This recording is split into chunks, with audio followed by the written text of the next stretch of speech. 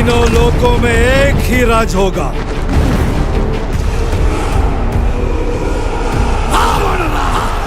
प्राण जाए पर वचन न जाई, वचन न जाई। याद करो जब आदि पुरुष आई थी, हर किसी को पता था कि ये फिल्म, इसका VFX, इसका CGI, इसका कैरेक्टर पोर्ट्रेयल सब कुछ बहुत बुरा होने वाला है। बट उसके बावजूद भी everyone at that point was trying to protect the film. सब कह रहे थे कि थोड़ा वेट कर लेते हैं फिल्म के आने का, इतनी बड़ी कास्ट है, इतना सारा पैसा डाला गया है, अच्छी हो सकती है। But then we all know कि क्या हुआ। फिल्म रिलीज हुई बट फिल्म के विजुअल तो एक तरफ, बट इसके डायलॉग्स पे लोगों ने इसे लताड़ना शुरू कर दिया and it became a national news at that time. And हमें मिला इंडियन फिल्म इंडस्ट्री का सबसे वाहियात प्रोडक्ट जिसने पूरे इंडिया के रिलीजियस सेंटिमेंट्स हर्ट करे। बट देन आदि पुरुष के 3 साल बाद आता है नमित मल्होत्रा की रामायण का ट्रेलर, एंड जहां इस बार क्लियरली हम देख सकते हैं कि VFX लिटरली हॉलीवुड की फैंटेसी फिल्म्स के लेवल का है। एक्टर्स टॉप नॉच है, एक्टिंग परफॉर्मेंसेस भी दिख रही हैं, एंड सबसे बड़ी बात, फिल्म में details, back story, in depth जाने के साथ साथ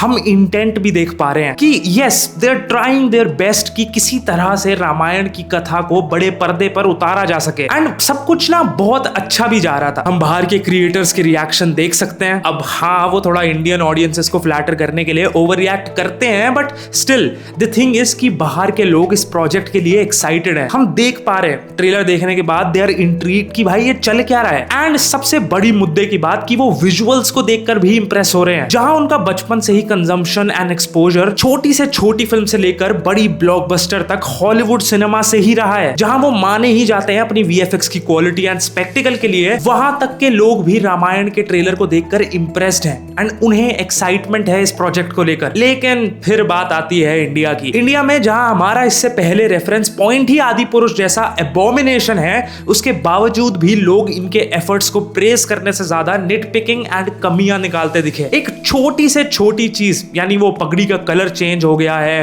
पेड़ नहीं लग रहा है, पता नहीं क्या कुछ, तो ये असल में चक्कर क्या है। जहां ऐसी सिचुएशन में किसी भी टेक्स्ट बुक के हिसाब से हमें तो सबसे प्राउड होना चाहिए था, बट केस तो यहाँ पे एकदम ही उल्टा पड़ गया है। हद तो तब हो गई जब इंग्लिश ट्रेलर तक पे इंडियन ऑडियंसेस पहुंच गई कमियां निकालने, एंड उन्हें थक हार के जियो ब्लॉक ही करना पड़ गया इंडियंस को। बट अब 18 अगस्त को कुछ बहुत ही क्रेजी होता है, जहां एक नई और जल्दी आने वाली रामायण फिल्म का टीजर आता है विद द नेम ऑफ महाकाव्य श्री रामायण कथा। एंड इसके बाद ना एक्चुअली में सही तौर से हमारी ऑडियंस क्या डिजर्व करती है एंड किस नीचे स्तर का लेवल है हमारे सिनेमा का, वो सब सामने आ जाता है। एक रामायण जहां अंजलि अरोरा एज मां सीता हमें नजर आती हैं। अब देखो, इन एक्चुअलिटी मुझे इससे ज्यादा कोई प्रॉब्लम नहीं है कि वो पहले या अब क्या करती हैं, बट प्रॉब्लम इस चीज से है कि इस फिल्म के मेकर्स इतने गए गुजरे हैं कि उन्हें पता था कि अगर हम अंजलि अरोरा को एज मां सीता ले लेंगे तो हमारी पिक्चर की एटलीस्ट कोई बात तो करेगा। And trust me, leaving all the casting fiasco aside, ये ट्रेलर इतना बुरा है कि आपको स्टार प्लस के टीवी सीरियल्स अच्छे और कहीं ज्यादा सिनेमैटिक लगेंगे। श्री राम अयोध्या छोड़ के जा रहे हैं तो उनके चेहरे पे मुस्कान है, पूरा बैकग्राउंड वो प्लास्टिक सी वाइब दे रहा है। And the most important part, dialogues and उनकी डिलीवरी इतनी खराब है कि आई जस्ट कांट भाई।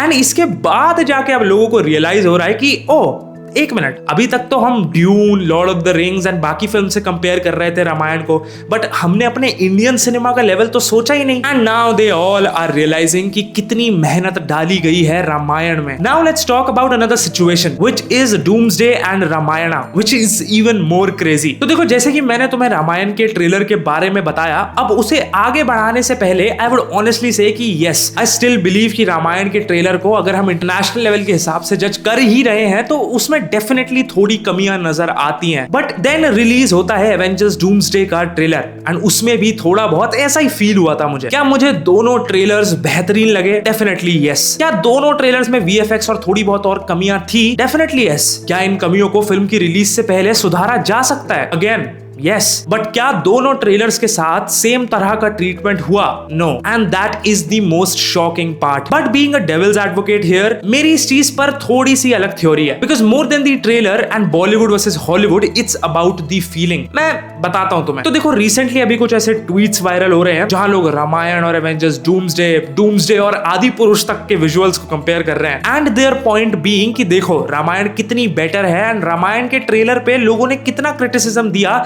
एंड डूम्सडे पे लोग सिर्फ हाइप्ड अप फील कर रहे हैं एंड गंदे वीएफएक्स शॉट्स पर कुछ नहीं कह रहे। तो देखो यस, डूम्सडे के ट्रेलर में भी काफी कमियां हैं। वो थॉर वर्सेस डूम वाला सीन अभी भी थोड़ा सा वेटलेस सा फील हो रहा है मुझे, एंड थोड़े बहुत इधर उधर चीजें भी हैं। But the main thing is, अब चाहे वो डूम्सडे हो या एवेंजर्स हो या मार्वल हो, वो एक ऐसी चीज है जिसने हमें इतने सारे एक्सपीरियंसेस दिए हैं पास्ट में, जिसे हम जिंदगी भर तक नहीं भूल सकते। Avengers infinity war and end game का थिएटर एक्सपीरियंस लोगों की लाइफ टाइम मेमोरी में अपनी जगह बना चुका है, एंड अब तो डूम्सडे में मार्वल का मोस्ट बिलवर्ड एक्टर भी विलन बन के आ रहा है। तो there is just nothing out there जिससे हमारा मार्वल की quality and visual storytelling पे विश्वास कम होगा। वहीं अगर रामायण को देखें तो रामायण इज समथिंग जो पहली बार हो रहा है अच्छे से। नमित मल्होत्रा के स्टूडियो की एज अ कंप्लीट फिल्म ये पहला प्रोजेक्ट है, एंड इसमें फिल्म से ज्यादा बिजनेस को एक्सपैंड करने की प्लानिंग नजर आ रही है मुझे। तो वो कैसे, तो मेरी ये वीडियो देखना नमित मल्होत्रा का एक्चुअल बिजनेस प्लान जानने के लिए। तो या there is an emotional difference between Ramayan and Doomsday. अब मैं ये नहीं कह रहा कि मुझे एवेंजर ज्यादा सुपीरियर लगते हैं रामायण से,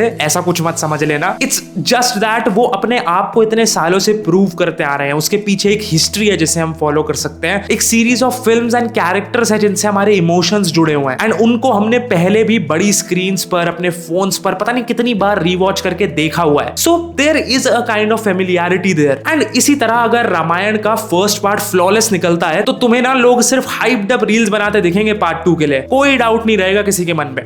तो देखो मेरा पॉइंट ये बिल्कुल नहीं है कि रामायण को क्रिटिसाइज मत करो, मैं तो कहूंगा प्लीज करो। ट्रेलर में कोई वीएफएक्स शॉट वीक लग रहा है, बोलो। कोई कैरेक्टर डिजाइन पसंद नहीं आ रहा है, बोलो। एक्टिंग या डायलॉग डिलीवरी में कोई प्रॉब्लम लग रही है, उस पर भी बात करो, बिकॉज क्रिटिसिज्म ही अल्टीमेटली किसी फिल्म को बेटर बनाता है। And it is a fact at this point कि नमित मल्होत्रा की रामायण वाली टीम हम सबके क्रिटिसिज्म्स को सुन के उसे बेटर भी कर रही है। जैसे कि तुम टीजर और ट्रेलर में डिफरेंसेस देख सकते हो, अगर अभी तक नहीं देखे तो इस पे भी मैंने वीडियो बनाई है, यहाँ क्लिक करके देख लेना इसके बाद। लेकिन मेरे लिए प्रॉब्लम तब शुरू होती है जब ना हम क्रिटिसिज्म और नेट पिकिंग के बीच का डिफरेंस ही भूल जाते हैं, या फिर स्ट्रेट आउट हेट फैलाना ही शुरू कर देते हैं। आदि पुरुष के बाद हमारे पास एक जेन्युइन रीजन है स्केप्टिकल होने का। हमने पहले ट्रस्ट किया था, हमने बेनिफिट ऑफ डाउट भी दिया था, और जब फिल्म रिलीज हुई तो उसने हमारे ट्रस्ट, हमारे विश्वास का कंप्लीटली मजाक बना के रख दिया। लेकिन इसका मतलब ये तो नहीं है ना कि इंडिया में फ्यूचर में जो ग्रंथों पे हमारी फिल्म्स बनेंगी उनको हम एक सेकंड चांस देंगे ही नहीं। और ऑनेस्टली मुझे लगता है नमित मल्होत्रा की रामायण को अभी भी प्रूव करना बाकी है। एक ट्रेलर अच्छा होना फिल्म के अच्छा होने की गारंटी बिल्कुल भी नहीं देता है। रामायण को अप्रिशिएट भी करूंगा, क्रिटिसाइज भी करूंगा,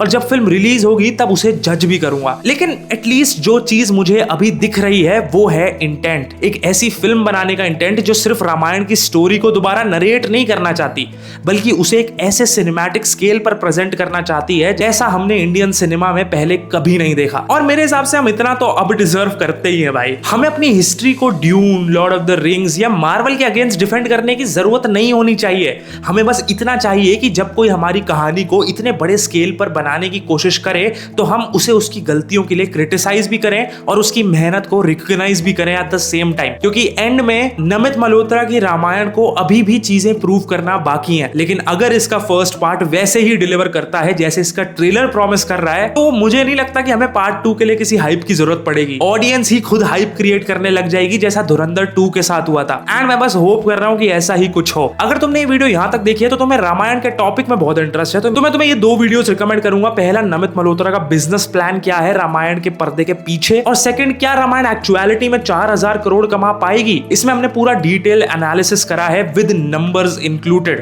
because numbers don't lie. I'll see you in the next one. तब तक के लिए you can always cut to cinema.